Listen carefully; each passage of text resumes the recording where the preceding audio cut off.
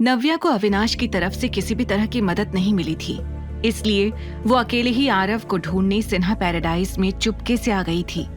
वहां पर कनिका और ऋषि की बातें सुनकर उसकी आंखें चौड़ी हो गई थी। होटल में? ऋषि ने हैरानी से कहा। हाँ, डैड ने उस आरव के बच्चे को होटल में रखा है। वो अकेला है। अगर किसी भी तरह की गड़बड़ की उसने तो भुगतना मुझे पड़ेगा। आरव का नाम सुनते ही ऋषि के तन बदन में मानो आग सी लग जाती थी। उसे एक ही झटके में नव्या का दिया धोखा याद आ जाता था। I just hate that kid. ऋषि ने दांत पीसते हुए चिढ़कर कहा। Me too. कनिका ने भी सिर हिला दिया। पर इस वक्त वो लड़का हमारी फैमिली के लिए इम्पोर्टेंट है, इसीलिए ना चाहते हुए भी मुझे उसका ध्यान रखना पड़ेगा। डैड का ऑर्डर है। ये सब कुछ सुनकर नव्या का मन कर रहा था कि वो उन दोनों का मुंह एक एक थप्पड़ के साथ बंद कर दे, लेकिन अपने बेटे को बचाने के लिए उसने खुद के गुस्से पर काबू किया। डोंट टेक स्ट्रेस, मैं भी तुम्हारे साथ चलता हूँ, कुछ सोचकर ऋषि ने कहा। ये सुनते ही कनिका के चेहरे पर बड़ी सी स्माइल आ गई। सच? तुम चलोगे मेरे साथ? That would be a huge help, Kanika ने कहा और ऋषि को हक कर लिया। इसके बाद दोनों होटल जाने के लिए घर से बाहर निकलने लगे। आरव तक पहुंचने का यही सही मौका है। मुझे जल्द से जल्द इनका पीछा करना होगा, नव्या ने खुद से कहा और उन दोनों के निकलते ही खुद भी पीछे से बाहर निकलकर आगे वाले गेट पर पहुंच गई। उसने छुपकर कनिका और ऋषि को कार से निकलते हुए देखा और उनके जाते ही तुरंत उसने एक ऑटो कर लिया। भैया, उस गाड़ी के पीछे चलिए, बस उन्हें पता न चले, नव्या ने ऑटो वाले को समझा दिया। वो होटल जाने के लिए ऋषि और कनिका के पीछे लग गई। कुछ देर बाद उसने देखा ऋषि की गाड़ी होटल गैलेक्सी के सामने रुकी। थोड़ी दूरी पर ही नव्या ने ऑटो को रुकवा दिया और वहीं पर उतर गई। वो किसी भी तरह का रिस्क नहीं लेना चाहती थी। आखिरकार बात आरव की थी। उसने उतर के देखा तो सामने एक आलीशान होटल था। पूरी तरह से अंधेरा हो चुका था, इसलिए चमचमाती लाइट्स में होटल की बिल्डिंग और भी ज्यादा खूबसूरत लग रही थी। ऋषि और कनिका इतराते हुए उसके अंदर चले गए, लेकिन जैसे ही नव्या ने उनके पीछे जाने की कोशिश की, वहां के स्टाफ मेंबर ने उसे रोक लिया। Excuse me ma'am, can I see your membership card? Staff member ने पूछा। ये सुनकर नव्या कंफ्यूज हो गई। अब सॉरी, मेरे पास कोई कार्ड नहीं है, उसने घबराकर जवाब दिया। उसकी नजर अभी भी ऋषि और कनिका पर थी। Then I am sorry ma'am, हम बिना मेंबरशिप कार्ड के आपको अंदर जाने नहीं दे सकते, स्टाफ मेंबर ने फॉर्मल तरह से कहा। इसी होटल के 5वें फ्लोर पर एक प्रेसिडेंशियल स्वीट था, जहां सिर्फ करोड़पति आकर रहते थे। आज इस कमरे में अविनाश अपने डैड रतन आहूजा और मॉम शीरीन आहूजा के साथ डिनर करने के लिए आया था। शीरीन और रतन पिछले वक्त से बिजनेस के सिलसिले में लंदन थे। कल ही वो लंदन से वापस चंडीगढ़ आए थे, इसीलिए वो सबसे पहले अपने बेटे अविनाश के साथ क्वालिटी टाइम स्पेंड करना चाहते थे। अवी, तुम्हें हमारे साथ लंदन आना चाहिए था। इट वॉज ग्रेट, शीरीन ने कहा। दिखने में स्मार्ट, एलिगेंट और क्लासी शीरीन हमेशा से वर्किंग थी। लाइफ में सब कुछ हासिल किया था, लेकिन अब उनकी बस एक ही चिंता थी, अविनाश की शादी। आई नो मॉम, लंदन जाकर भी आप मेरा पीछा नहीं छोड़ने वाली थी। मुझे पता है वहां भी किसी न किसी लड़की से मिलवाने का प्लान था आपका, अविनाश ने सैलेड खाते हुए कहा। हाँ तो माँ हूं तुम्हारी, फिक्र होती है मुझे तुम्हारी। तुम्हारे उम्र के लड़कों की शादी कब की हो चुकी है? रतन, तुम ही बोलो, मैं क्या कुछ गलत कह रही हूं? शीरीन ने परेशान होकर कहा। शीरीन, डोंट फोर्स हिम, रतन ने प्यार से कहा। यही वजह है कि यह लड़का अब मेरी बात नहीं सुनता, अपने डैड का सपोर्ट जो मिलता है उसे। मॉम प्लीज, अविनाश ने कहा। अवी, माना कि पिछले सालों में तुम काफी बिजी थे। इस कंपनी को कहां से कहां पहुंचाया है तुमने, दिन रात मेहनत की तुमने। इस दौरान तुम्हें अपनी लाइफ के बारे में सोचने का टाइम ही नहीं मिला होगा।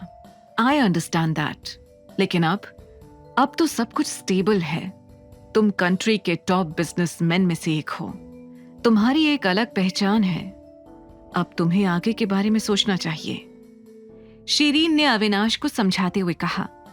एक माँ होने के नाते शिरीन के भी वही अरमान थे जो हर माँ के होते हैं। शिरीन सही कह रही है। Company is doing well now. अब तुम्हें अपनी शादी के बारे में सोचना चाहिए। मुझे तो समझ ही नहीं आता कि अभी तक तुम्हारी कोई गर्लफ्रेंड कैसे नहीं बनी।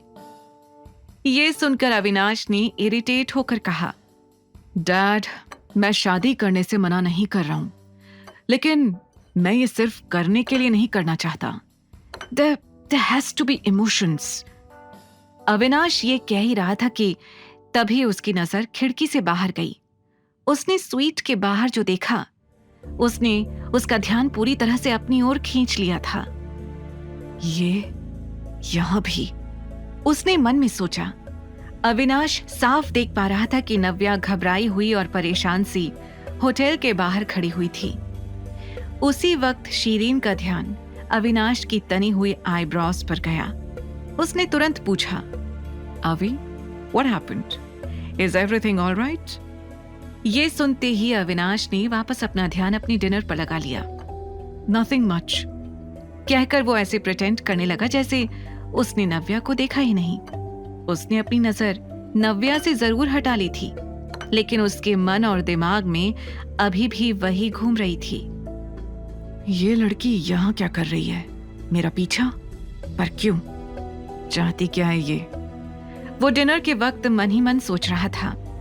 यहाँ होटल के बाहर खड़े होकर नव्या ने भी खिड़की के अंदर अविनाश का चेहरा देख लिया था, लेकिन उसने भी अविनाश से अपना ध्यान तुरंत हटा लिया। वो बस यही सोच रही थी कि आरव को इस होटल से बाहर कैसे निकाले, और उससे भी पहले वो खुद इस होटल के अंदर कैसे जाए। तभी उसका ध्यान सामने लगे हुए बोर्ड पर गया, जिस पर लिखा हुआ था, we are hiring waiter and waitresses. ये पढ़कर नव्या ने सोच लिया कि उसको क्या करना है। वो तुरंत तेजी से अंदर गई और अंदर जाकर उसने होटल स्टाफ से कहा, मेरे पास यहाँ की मेंबरशिप कार्ड नहीं है, क्योंकि मैं यहाँ वेट्रेस की जॉब के लिए अप्लाई करने के लिए आई हूँ। नव्या ने बड़ी एक्साइटमेंट से कहा। ये सुनकर रिसेप्शनिस्ट हैरान रह गई। नव्या को देखकर उसे लग ही नहीं रहा था कि वो वेट्रेस बनना चाहती होगी। उसने असिस्टेंट मैनेजर को बुलाया, जिसने आते ही नव्या को सर से लेकर पैर तक ध्यान से देखा। आर यू श्योर तुम ये जॉब करना चाहती हो? यस सर, मुझे इस जॉब की बहुत जरूरत है, नव्या ने कहा। पर तुम्हें देखकर नहीं लगता, असिस्टेंट मैनेजर ने कहा। नव्या दिखने में इतनी ज्यादा सुंदर, स्मार्ट और एलिगेंट थी कि किसी का भी इस बात पर भरोसा कर पाना मुश्किल था। मैंने पहले भी ये काम किया है, कहकर नव्या ने एक झूठी कहानी मैनेजर को सुना दी। वो बस किसी तरह से होटल के अंदर जाना चाहती थी। मैनेजर मन ही मन सोच रहा था कि ऐसी भी क्या मजबूरी रही होगी इस लड़की की, जो इसे एक वेट्रेस की जॉब करनी पड़ रही है। बात करने पर मैनेजर को नव्या बहुत हार्ड वर्किंग और डेडिकेटेड लगी। ठीक है, तुम कल से आ सकती हो। ये सुनकर वो इतनी खुश थी कि वो चाहकर भी अपनी एक्साइटमेंट को छुपा नहीं पा रही थी। Thank you so much sir. क्या मैं आज इस होटल को अच्छे से देख सकती हूँ? मैं चाहती हूँ कि कल से मुझे यहाँ पर सब कुछ पता हो, ताकि मुझे काम करने में कोई प्रॉब्लम ना आए, नव्या ने कहा। मैनेजर ने आज तक किसी कैंडिडेट को वेटर बनने के लिए इतना एक्साइटेड नहीं देखा था। उसने तुरंत अपनी असिस्टेंट रितिका को बुलाया। रितिका, नव्या को हमारा होटल दिखा दो। रितिका और नव्या ने एक दूसरे को मुस्कुराकर देखा। दोनों वहां से होटल घूमने के लिए निकलने ही वाले थे कि तभी पीछे से मैनेजर ने आवाज लगाई। नव्या, ध्यान रहे, 5th फ्लोर पर हमारे बहुत खास गेस्ट हैं। एक बहुत रिच और पावरफुल फैमिली है, उन्हें किसी तरह का डिस्टर्बेंस नहीं होना चाहिए। नव्या ने हाँ में अपने सिर को हिलाया और उसके बाद रितिका के साथ निकल गई। उसे तो बस किसी तरह से आरव तक पहुंचना था। रितिका नव्या को होटल का हर एक कोना दिखा रही थी, लेकिन उससे पहले नव्या ने भी रितिका की तरह होटल की यूनिफॉर्म पहन ली थी। रितिका अपने काम की पक्की थी, इसीलिए वो जरा सी भी लापरवाही नहीं चाहती थी। हर एक फ्लोर पर जाकर रितिका नव्या को वहां के बारे में डिटेल में बता रही थी, पर नव्या की नजरें और ध्यान तो कहीं और ही था। उसे खोया हुआ देखकर रितिका ने उससे पूछ ही लिया, Navya, are you all right? Nothing, I just wanted to ask you कि सर्वेलेंस रूम कहाँ पर है? नव्या ने लड़खड़ाते हुए सीधे मुद्दे की बात की। ये सुनकर रितिका को थोड़ा अजीब लगा। क्यों? तुम सर्वेलेंस रूम क्यों जाना चाहती हो? बस ऐसे ही। होटल का हार्ट तो सर्वेलेंस रूम ही होता है ना। किसी भी तरह की इमरजेंसी में वहीं पर जाना पड़ता है, बस इसीलिए पूछा। ओह रितिका ने मुस्कुराते हुए नव्या को सर्वेलेंस रूम का रास्ता भी बता दिया। थैंक यू, तुम मेरे लिए इतना सब कुछ कर रही हो, नव्या ने कहा। वी आर कोलीग्स, ये तो मेरा काम है, रितिका ने कहा और फिर नव्या को होटल दिखाने में बिजी हो गई।